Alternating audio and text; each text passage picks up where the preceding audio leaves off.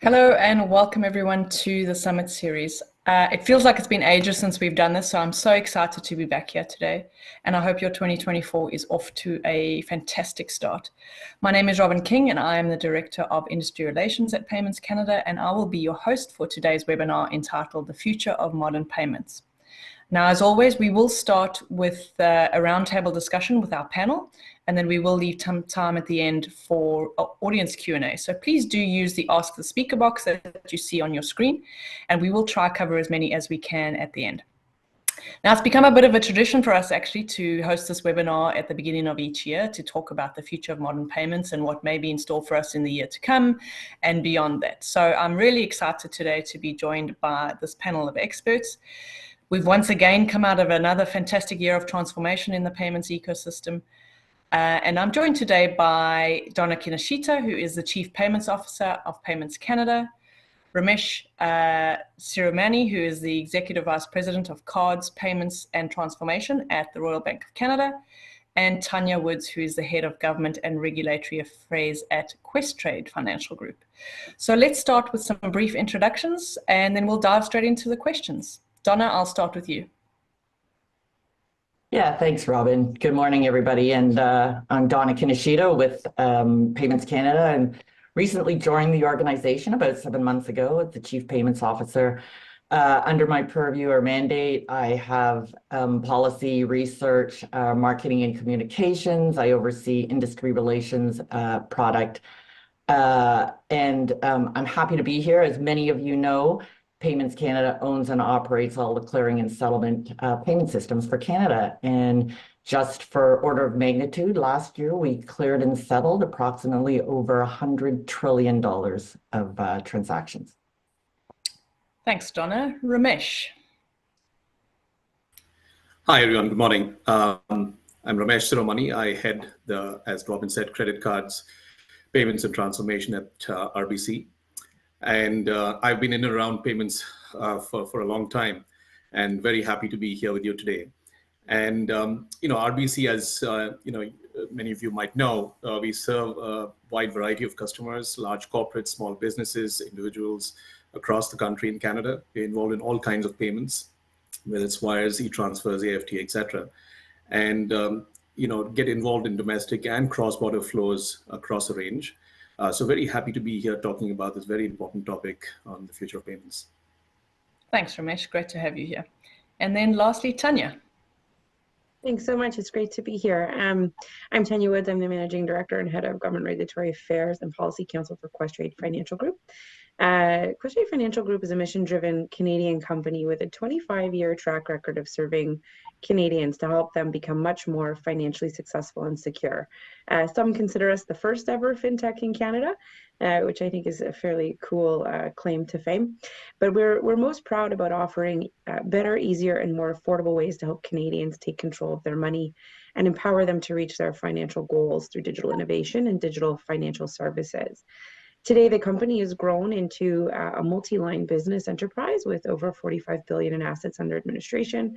And since our inception as an investment brokerage, we've been able to expand into a variety of verticals, including wealth management, mortgages, deposits, insurance, real estate, and others through acquisition and organic growth. So it's delightful to be with you today. Thanks, Tanya, and thanks for joining us. So, like I mentioned at the beginning, 2023 was another big year in payments. Most notably for Canadians, in November, there were some important changes announced in the 2023 Fall Economic Statement. And these included an announcement of the government's intention to introduce legislative measures to continue strengthening Canada's AML and ATF regime. There was an announcement that the government will introduce legislation through Budget 2024 to establish a consumer-driven banking framework. And of course, what we're most excited about is the inclusion of the changes to the Canadian Payments Act, or sometimes known as the CP Act, which means that we are now on the path to expanded Payments Canada membership and expanded participation in our national payment system. So with that, I'll perhaps turn to the panel and ask, what do these changes mean for your own organization and for the payments ecosystem? And perhaps even more broadly, what does it mean for Canadian businesses and consumers? Donna, I'll start with you again for this one. Yeah, thanks for that, Robin. Obviously, as you'd said, very excited about the fall economic statement and the announcement about the CP Act amendment.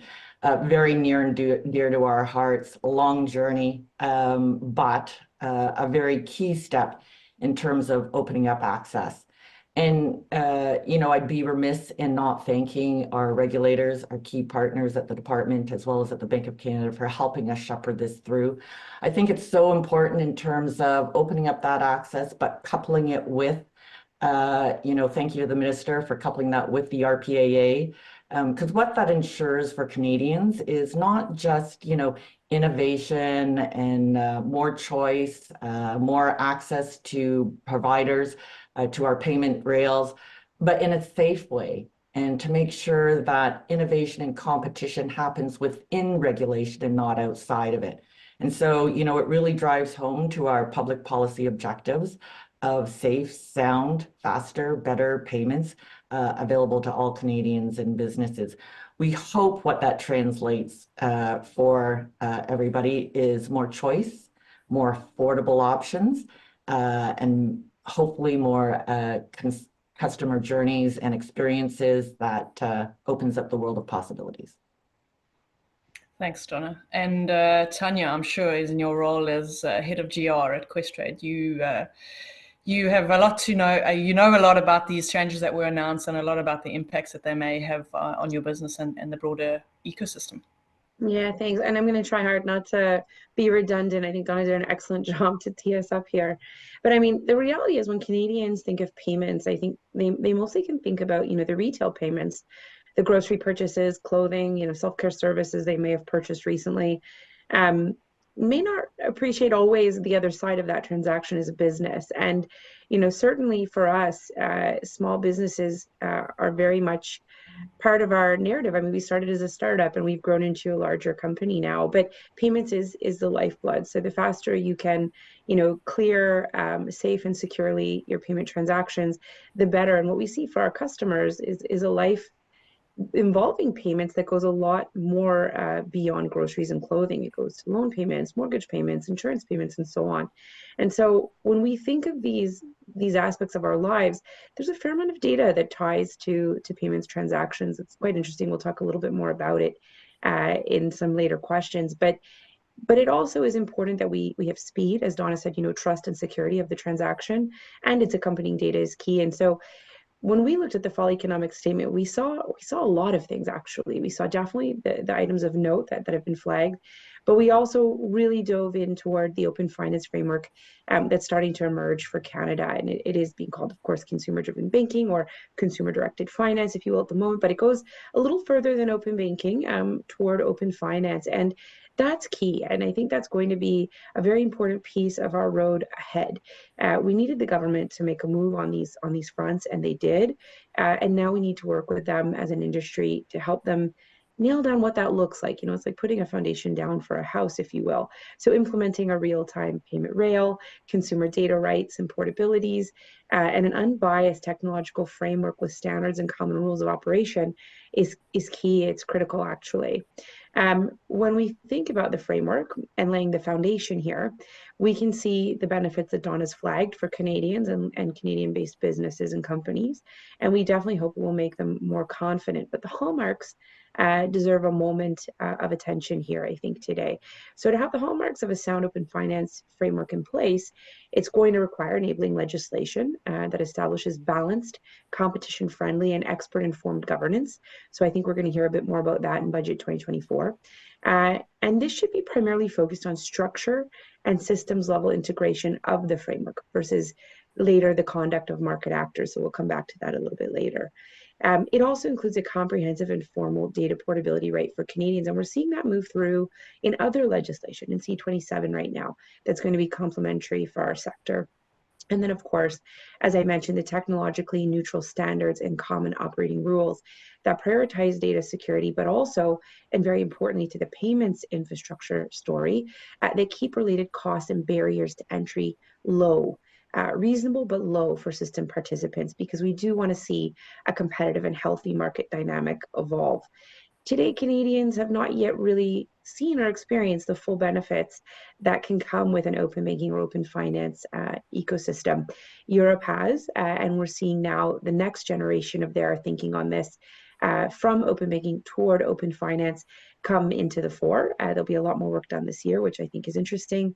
But we are really pleased that Canada is moving ahead with this framework, and we're excited to be involved in shaping it in whatever way that we can that's meaningful to help Canadians. So I'll pause there because I could go on. I'm pretty excited about what came through in FES, but there is a long road ahead and a lot of work to do. And I think we have a good chance of getting it right with the right mix of people around the table. Thanks, Tanya. That was a fantastic overview, and I can definitely hear your excitement about it. So hopefully 2024 will be a good year for you. Ramesh, how about it from an RBC perspective? How do you see these changes? Yeah, thanks, Robin. Again, I will not repeat. I think both Tanya and Donna have done a good job just covering off the basics and their views. I'll just provide a view on, I think one is we welcome it, right? The fall economic statement, both in terms of access and the consumer-driven banking framework, it's very, very good for Canadians, and it'll help improve the financial lives of Canadians. I think a couple of things I would stress on: the safety and soundness, consumer well-being and protection, economic growth, and international competitiveness is clearly stated. We need to really look into some aspects very closely: safety and soundness, and the well-being and protection. And also leverage what has already been done, right? We have today a few of us in the FI space. There are secure API solutions available for sharing with third parties. We need to make it scalable. There are partnerships and investments already in place. There's protection of customer data. We have some learnings over the last few years. I think it's important to leverage the learnings and take it forward. The policy should support, as Tanya was talking about, its technical standards and interoperability, security patterns, and importantly, how do you recognize that as a group in the country? The liability structure is very important, right? Data providers who are providing the data should be protected from compromised data when it goes into the end state, wherever it lands up. And everything around that liability, and also timelines on how we onboard customers. The framework should be pretty comprehensive, have common rules, and really level set all of us so that one is leveraging, like I said, industry expertise that exists, use the FIs like RBC as connectors in the ecosystem, and strong collaboration is required to move forward. So, but welcome it, and it's going to be an exciting future. Thanks, Ramesh. And while I've got the floor, I'll keep you on and just ask dive a little bit deeper into that point you made about the data. And yes, there's obviously risks and liabilities that come with bigger data, but we do know that amongst the biggest benefits of payments modernization is these data-rich payments, and it's something we've been talking about for some time now. I think in terms of what are the benefits that brings, what does ISO do for us. But it's become a reality now, these data-rich payments, as we start to implement some of these things in Canada and across the globe. So how do you think, Ramesh, the data or the increased data with payments will impact your organization, and maybe how it's going to benefit Canadians? Yeah, thank you. Very important topic, and it is the underpinning. Data is the underpinning of all these things that we are talking about. Payments actually kind of drive about 90% of data in what once a customer is onboarded and you have the customer profile, everything else is transaction data. So data is very important, and it's fueled by payments. Now, in terms of the data-rich payments, which has been kind of evolving over the last few years, one of the key things on the business side of payments is ISO 20022, the interoperable standard that was introduced by SWIFT and the others, a few years back. We've seen that kind of evolve. I think countries and payment institutions have been mandated to get into ISO 20022 frameworks. It helps all of us have the standards in place and get the data inside the payments in a more structured, interoperable format. However, I would say that the adoption has not been that, as big as we would have liked. I was looking at some of the data recently of SWIFT. Only 35% of SWIFT payments are actually ISO 20022, and it's been implemented in a large number of places. And only about 1/6 of financial institutions globally have actually kind of figured this out fully, right? So there is a lot of way to go. And then getting into actual users, the businesses in Canada and in other places, they've not fully embraced ISO 20022 yet because it requires change in their systems. They need to have fields in their account payments and receivables and working capital cash management systems to kind of ingest the data, data-rich payments that we send, which will be utilized for straight-through processing or for understanding insights about their customers or providing better value and products. I think it's not there yet. Payments Canada, for example, has done a wonderful job. You've done a wonderful job trying to educate and communicate and improve the knowledge around this in Canada. I think more is required, and it'll take time. I think we underestimated how much effort and overestimated the shortness of time that it'll take, but it requires more work. And when it comes to individuals and e-transfers, I think AFT is now ISO enabled. Links, the large value, we've done that. I think Payments Canada has got the RTR also coming through, which is going to be ISO enabled. So that will enable individuals at the individual level drive rich insights. But I think adoption and making use of the data that is going to flow very well is key. So some ways to go, but the foundations are there. Yeah, I mean, it's like you say, it's a whole value chain of players that have to, change and adopt to the standard in order for the benefit to be seen. And it's not, like, to your point, it's not just Canada. I think we're seeing the same sort of trends across the world where that adoption is taking longer than expected because there's so many different players and changes required. But Donna, in terms of a Payments Canada perspective, obviously, as Ramesh mentioned, we've got ISO on links. We'll have ISO on RTR when it launches. Maybe give us a little bit more of the kind of central perspective on increased data with payments. Yeah, thanks for that, Robin. And I couldn't agree more with Ramesh. We all hold that holy grail of B2B, that straight through processing where it's data-rich payments that flow through directly from one accounting system to another.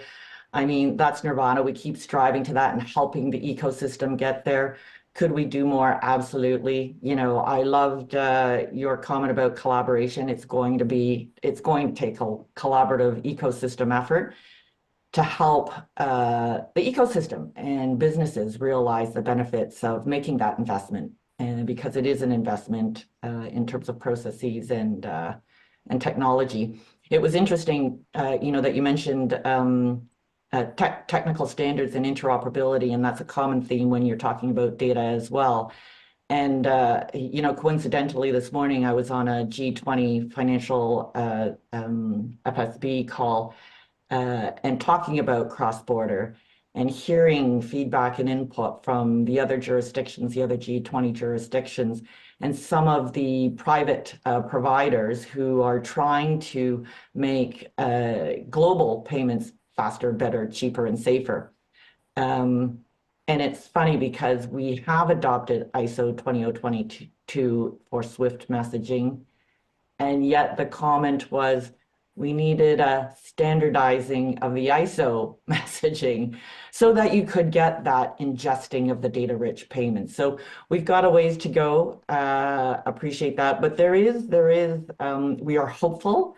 There are many use cases that will come out that are arising with the ability to take in data-rich payments.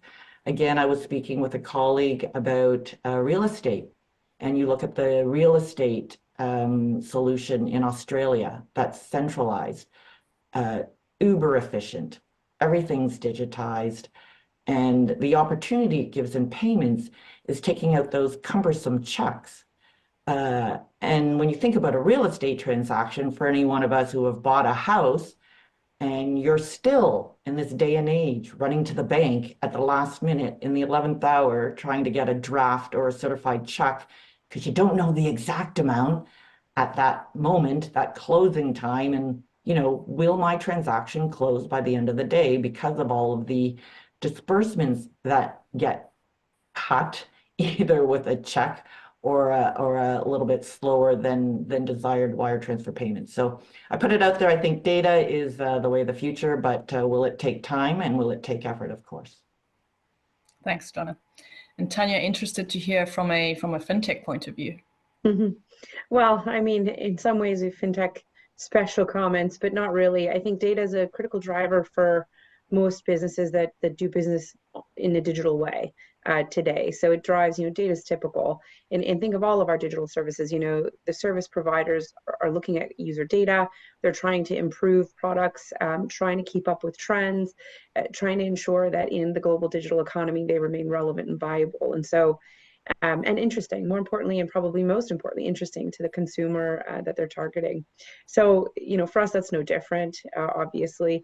And I think we've demonstrated a successful response. I mean, we had a use case last year. We were the first to launch the FHSA. Really proud of that. But we were able to do it quickly because we were digitally native effectively. And we were ready with data on hand to understand that our consumers would really value this solution, and we thought, great, let's go. Let's get it to them quickly because this is going to help them, and it's very aligned to our mission to ensure that we're helping Canadians be much more financially successful and secure. So we were able to leverage data in that way, which is a common way companies can use data. The data-rich payments carries a lot of information with every transaction. I mean, I go back to my comment at the start. If you look at your data transactions, if you have a way to look at all of them in one place, you could probably follow your whole day's agenda, which is pretty cool when you think about it. But you could see your habits, you could see places where you could improve, maybe one less coffee, maybe one more, walk outside or something, who knows. But we can't really put that all together today in an easy way because we don't have interoperability across systems and service providers. And so I highlight that interoperability piece again. I think it's going to be essential. I think the benefits it can bring to Canadians and consumers is going to be pretty exceptional once it starts to be enabled. Even when we consider vertical integration, embedded financial solutions, there's lots of buzzwords around, but we can take playbooks and learnings from other sectors as well, which I'll touch on again later. For us, I think, being able to develop solutions that are tailored much more specifically to each customer's needs and desires is great. I think that's going to make us, a very viable business long term, and it will do the same for other businesses that take similar approaches. Offering advanced payment options, and definitely being able to settle real time, cross-border, all of those aspects of what's possible is what we're hopeful for, and we're looking forward to rolling out. That does require collaboration. It requires legislator collaboration, policymaker collaboration, just at home. I mean, you've got federal, provincial collaboration that's going to be required. And we get into the international space, we're starting to talk about trade agreements, international security organizations, border organizations. It's not simple. The web is pretty complex the more you zoom out, but we have to start somewhere. And I think there's already been a couple decades of groundwork laid. We've been part of that. So looking forward to it. I think there's lots to do, and standards are going to be a part of it. And not to be, for a moment, just to be transparent, like standards don't just happen. We don't just all agree on standards. Standards are a negotiation. They're in and of themselves a competitive space. So I'm glad Canada and Payments Canada has, the set of standards it's leaning toward. And I think for us anyway, we're excited to be part of supporting that and developing future standards as we need to keep Canada competitive and relevant in the global space, but equally relevant at home for Canadians. Thanks, Tanya. Yeah, I see it as, it really is, the data is just really going to help embed payments more into the lives of people, their normal daily lives, even more embedded, even more invisible, just supporting that. According to our Canadian Payments Methods and Trends report in 2023, really what we saw there is that the future of digital payments actually is here. Like we're in it. And we saw in that report that the number of digital payments available to consumers and businesses is continuing to grow. And many Canadians are actually choosing different types of digital payments for different types of situations. So what are some of the trends that each of you see in the digital payments that you think are maybe going to have the biggest impact in the ecosystem in the years to come? Ramesh, maybe I'll start with you on this one. Thank you, Robin. The report you mentioned is pretty, it's an exciting report to read. It just shows the behavior of Canadians over the last few years, the rapid change. Some of the stats that I saw, over 55 years, 90%, using digital payments and being comfortable with any form of digital payments. And you'd think it is the younger Gen Z and so on, which is like completely hooked onto this, but it's across the board. We see a massive shift, especially after the pandemic. We've kind of seen this to online, to more e-transfers, to more digital wallets and digital payments. And it's exciting to see that growth. What it does for the customer and what we all need to be aware of is a few things. I think one is it's going to make things more simpler in terms of quicker, faster, more convenient. In the point of usage or consumption, payments becomes easy to do, right? So whether it is tapping at the transit or buying a Starbucks coffee, using your wallet, it's just going to become much more convenient, and you're in the process of payment. So, I'll just take that a little bit forward. Every customer journey, whether it is, transport, or whether it is buying a house, or whether it is kind of making a payment to your gardener, it's going to make it much more simpler in terms of immediacy, and with e-transfer limits increasing, we've seen a massive shift. So I was just looking at some of the stats published by Payments Canada. Cash and checks and ABM has over the last few years, every year on year, there's over 50% reduction, whereas online transfers over 300%, and we've seen e-transfers itself growing 20% year on year. And then digital wallets is taking off in a big way. I think the industry in Canada, with Interac and so on, we've been talking about digital wallets and what we can do here. Contactless payments has gone up. So I think customer convenience and value is going to improve drastically. On the other hand, I think we'll talk about it a little later, I guess, is what are the negatives that come along with this, which is the increase in fraud. And we'll talk about it later. I'll leave that for another question. But I think a massive customer benefit, but also being watchful about what could happen and being aware of that. Absolutely. Thanks, Ramesh. And maybe, Donna, you can dive a little deeper into some of the trends we are seeing and reporting out at Payments Canada. Yeah, thanks, Robin. I mean, I don't want to repeat everything Ramesh said, but I totally agree. I mean, that is what we're seeing in the trends. I will say, both Ramesh and Tanya probably have seen it in their businesses. To change behavior is very tough, to break that inertia. And I think what the pandemic did for us, whether we liked it or not, was it broke the inertia of moving to online and moving to digital acceptance. And so, Ramesh talked about, it's not just the millennials, it's like all age groups that we've seen make that move over to digital for convenience, for ease, for faster and cheaper, better solutions. And the other thing that I would say we're seeing in the numbers is that behavioral change is sticky. So quite often you will see in certain circumstances the behavior changes, but then it reverts back to prior behavior. In this case, we're seeing that adoption to digital, it's persevering. And so it's something to think about. And I think it is because the consumer experience is much better. As Ramesh had described in that moment of truth, it's just that ease, the convenience, it's faster. But I completely agree. And I think, Tanya, you mentioned it earlier, it's that balance. So a lot of what we think about at Payments Canada is how to ensure the right balance between faster, better, cheaper, but also part of our mandate is safer. And so how do we ensure that goes hand in hand with that right push and pull? Mm-hmm. Thanks, Donna. Tanya, what are the changes in digital payments that you're most excited about? Wow, let's talk about the trend. So, I mean, look, what we're seeing is in some recent Abacus data research is 47% of Canadians say that the availability of digital and online services is an important element when they're considering a financial institution.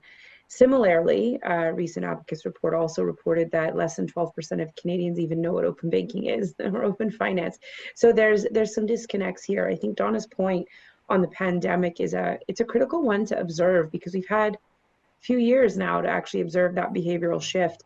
I was in the UK in December and in London, and it was like the odd place would take my British pounds. They all were contactless payments. And I thought, really? And as a traveler, I didn't anticipate that. We still do a lot of cash transactions here in Canada. So I thought this is interesting. Like, what do I don't want to put on my credit card. I have pounds, but it was sort of a surprise to see how much has actually integrated and stayed and is not going to change in other parts of the world. But I would be remiss to say, look, we've always been an innovative company leading in fintech, and we've always championed our consumers' ability to make transactions digitally, safely, and easily. And that's not going to change. It's going to stay the case in all use cases going forward. But I was also recently over at the World Economic Forum in Davos, and you would be living in a cave to think AI wasn't already on everyone's radar. The interplay with AI and data is massive.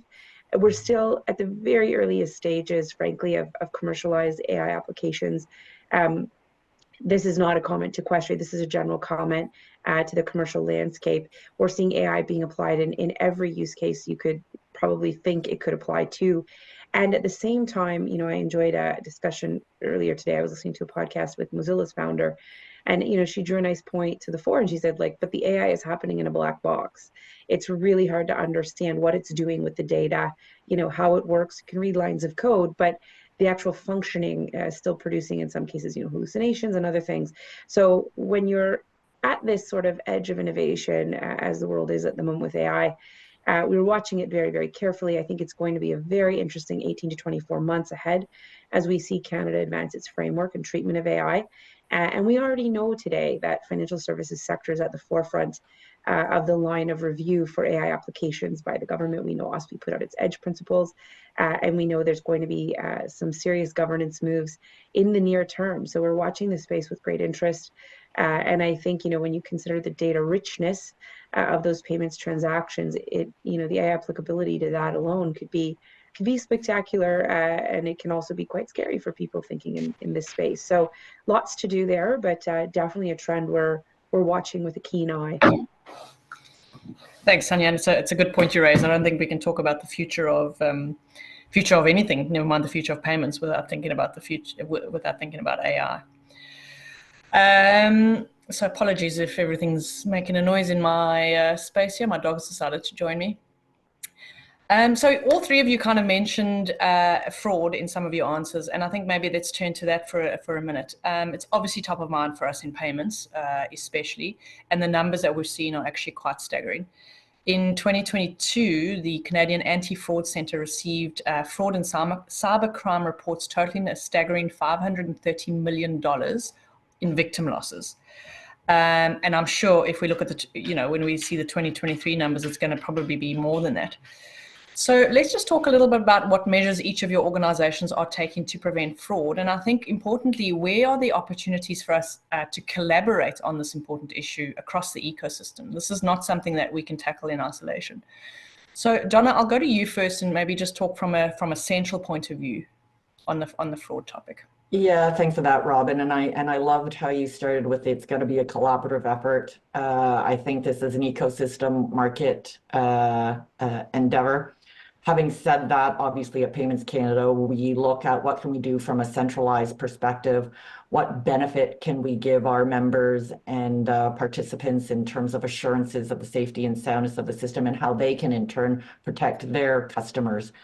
And so obviously top of mind is, in terms of the real-time rail that we are looking to bring forward, we anticipate and have planned for at least an MVP that will be ready for day one, certainly looking for that network effect. So what's accretive to the users in terms of a fraud score, in terms of centralized reporting, in terms of centralized watch lists.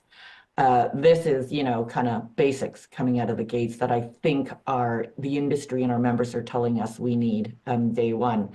I would say on a broader perspective, though, what we actively are participating in is those ecosystem conversations and at executive level of how do we ensure that Canada as a market isn't the weak link, if you will, because we know the fraudsters, they're very clever.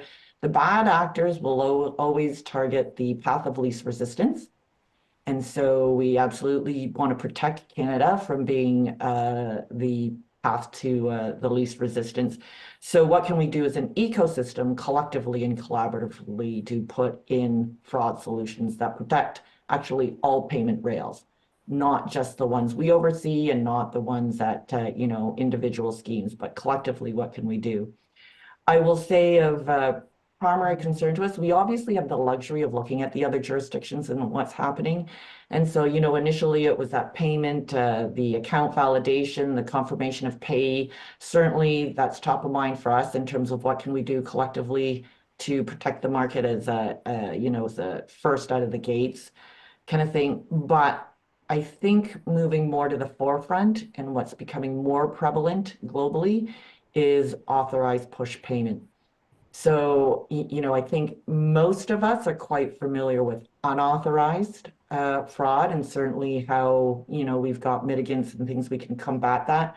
But this authorized push payment APP, it's the next big bastion, if you will, in the fraud market. And so what can we do? Because the thinking is to combat that. That activity happens before you even push the send button. And so what kind of solutions can we be a part of with the ecosystem to help combat that before the bad actors figure that out and get ahead of us?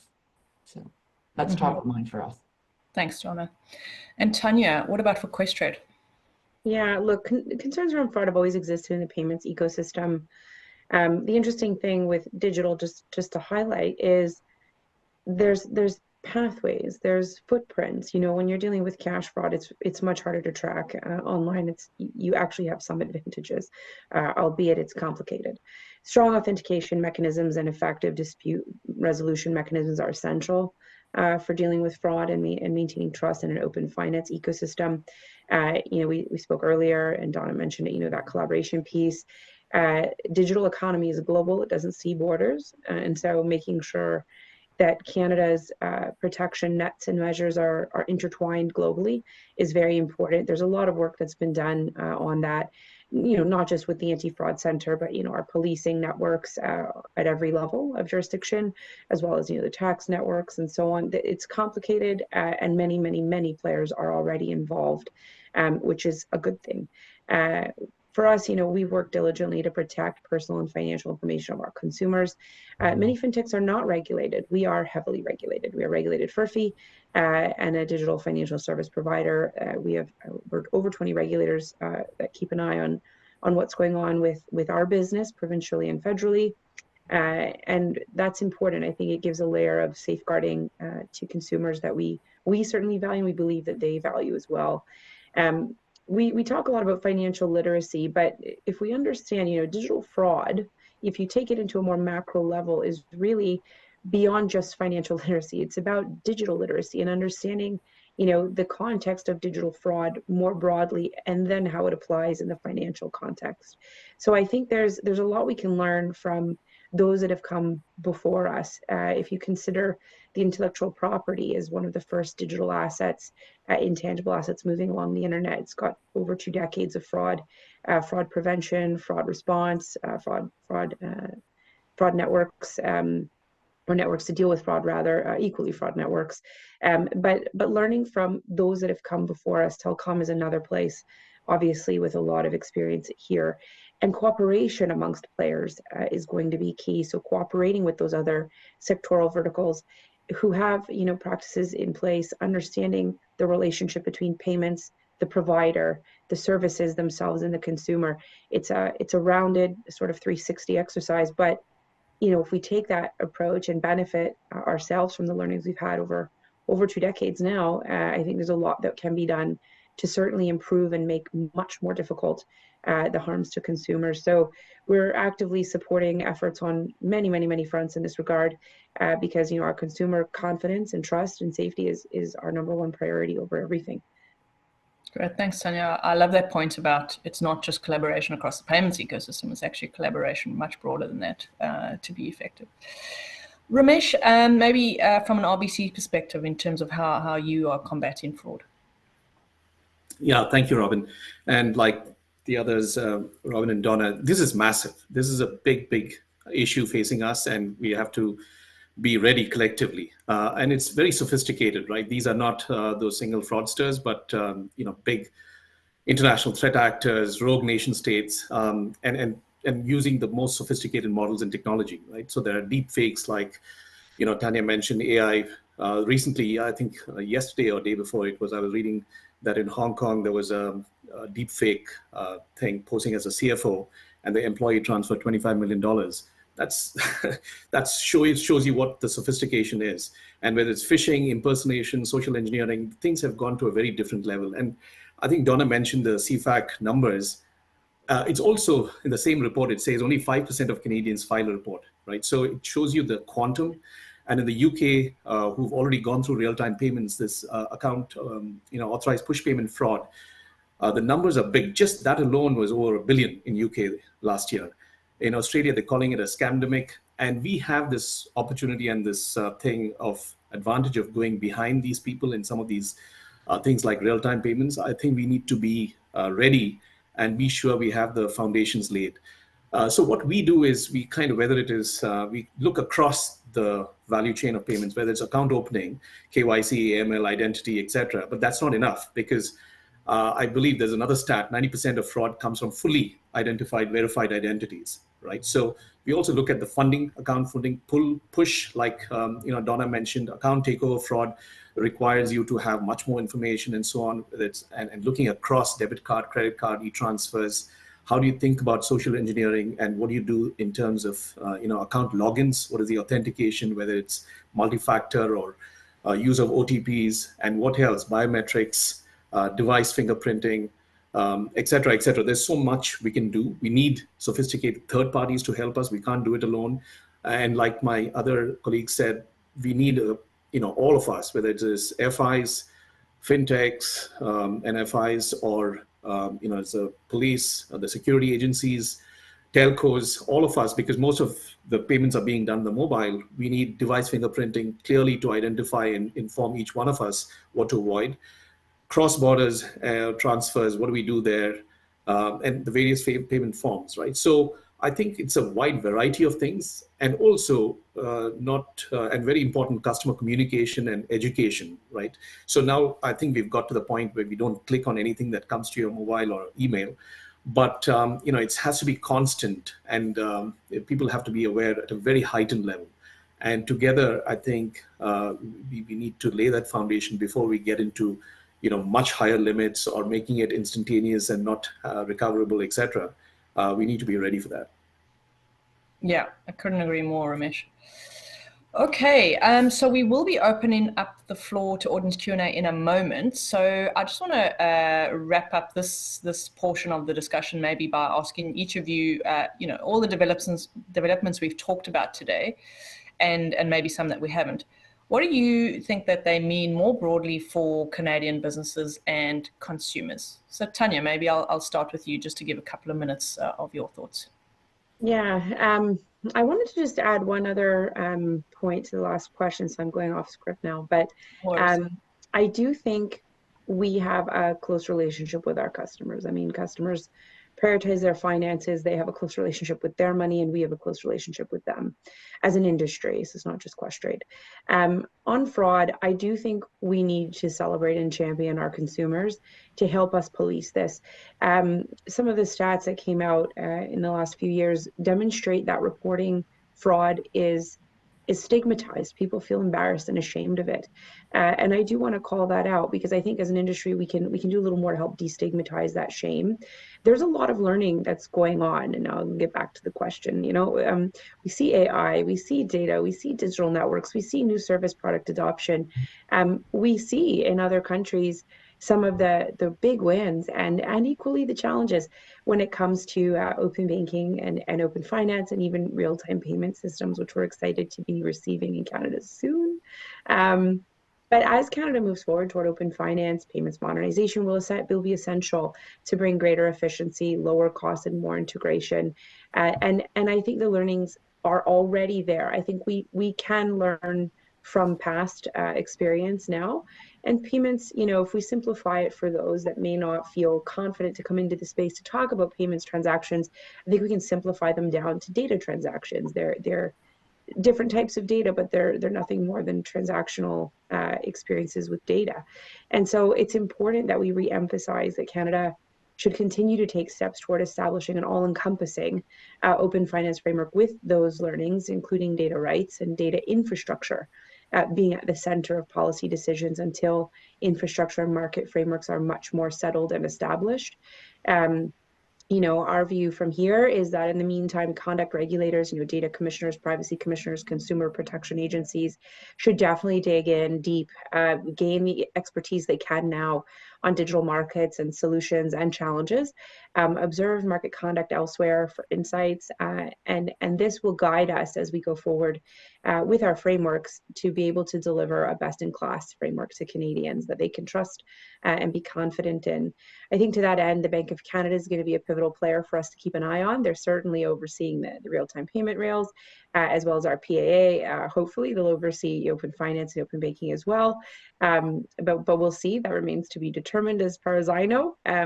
But making sure that we continue to encourage collaboration, constructive feedback on a regular real-time basis is going to be key for industry, but equally for Canadians. So, payments don't operate in a silo, and they are a common connector across industries. And I think there's a lot that we've got to do here to build out our digital economy, because ultimately that's what we're doing. We're building on our digital economy, and we are, as a company, very excited to be part of that and to support Canadians as they come into it increasingly. So. Thanks, Tanya. Yeah, it's exciting to see all these pieces of the puzzle start to converge. Ramesh, from a perspective of Canada's biggest bank, what do you think some of these changes are going to mean for Canadian businesses and consumers? I just want you to clarify the question, Robin. What was the? I just didn't get the trail.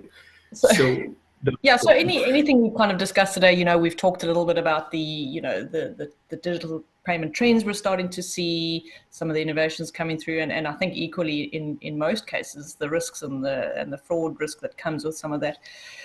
So in terms of what we see in payments for the future, near term and midterm, what do we think overall these developments are going to have, to benefit Canadian consumers and businesses specifically? Yeah, thank you. Thanks for that clarification. I think it's huge, both for Canadian individual customers and for businesses, right? Whether it is everything that we talked about, convenience and ease of use and so on that comes from inherent digital nature of payments, the kind of access that more players are going to get with the future frameworks and that the government and the regulatory bodies are coming out with. And also, in terms of businesses, the data rich and what it can do for them in terms of improving working capital, improving straight-through processing, and making things more efficient, I think there is benefit across the board, right? And in terms of individual customers, I think Tanya mentioned this. It is more also to do with, how do you think of your individual finances in tough times? How do you forecast? Where can you save? How can you easily move money around? Where is the best possible use? And how do we kind of keep track of our finances? It's going to be extremely important. And digital combined with the data-rich access is going to provide that benefit. Having said that, I think as we talked about, being careful, fraud, privacy laws, and what that means with data sharing and so on, it's very important that we educate ourselves and put in place, guardrails and frameworks so that we don't veer off course, right? So, bad things can happen. With all the sophistication that I talked about earlier, we can see, huge frauds impacting individual Canadians who already might be in a tight spot. So, and not able to kind of go and have a liability framework to get it back is going to be pretty bad. So how do we safeguard against that? For businesses, getting hacked and getting monies taken away from their accounts. For large businesses, it's a complete mess in terms of having their business operate on a day-to-day basis when these things happen. We need to safeguard. And privacy, I think Tanya talked about it quite a bit. That's a very important piece, right? Like, how do we maintain that consent, customer consent, privacy, and all the laws that surround that? We need to build that into the frameworks for data sharing so that as Canadians, we know what we're doing for the country and for our people. Well, I'm glad you mentioned that, Ramesh. Actually, that was one of the audience questions that came through, was with regards to how do we deal with privacy when it comes to these data-rich or information-rich payments. And I think you're right. I think it is, we're as we start to embark on that journey, and as data-rich payment starts to grow, I think those guardrails being built into it is really important. And then I'll end off the kind of official questions with you, Donna, and just get some of your closing thoughts, and then we'll go to audience Q&A. Yeah, thanks, Robin. I'll try and keep it short since I see there are a couple of questions that we want to get in. So listen, everything my colleagues have said, our ambition is to create an open, fair, level playing field to give access that will drive, obviously, more innovation. But innovation for what purpose? Obviously, to create those customer experiences that are fabulous. I think what you heard today, though, is that doesn't come without a lot of complexity and a lot of thought. I think as a market, if we want to bring forward, at the end of the day, these fabulous customer experiences, it's going to have to be, you heard, collaborative and focus. It's going to take a lot of collective focus to get us over the finish line. And I do agree, again, with my colleagues, for us at Payments Canada, our ambition is to help our members protect their customers. So create those fabulous experiences, but making sure that we always are very mindful of protecting the end Canadian or Canadian business. So, yeah. Safety and soundness is the name of the game for us. Okay, thank you all. I do see a couple of questions that have come through. We've addressed the privacy one, unless anyone wants to talk a little bit more about that. But in the meantime, I'll maybe ask you, Ramesh, in terms of the payment systems that we have in Canada are, like we said, we aim to keep them safe and sound. How do we provide access to underbanked people and small to medium enterprises? And I would assume this means not directly to the payment systems, but into the kind of payments inclusion within the country from a bank's perspective. Maybe let's hear from you, Ramesh. Yeah, no, very, very important question. It's a very important question. I think we'll have to kind of look at it from a, where do we kind of see the issue is, right? So when we say underbanked, Canada is one of the largest banked populations in the world. I think there's some, I don't know the exact stat, but it's in the mid-90s. So it's most people have banking access in the country. There are, of course, I don't think we should forget about the 5 or 7 or whatever 8% that remains. In terms of financial inclusion, I think as a bank at RBC, our very kind of purpose is to serve the communities we live in. So we kind of have products that are tailored across various segments of the population, which provide that banking access to people.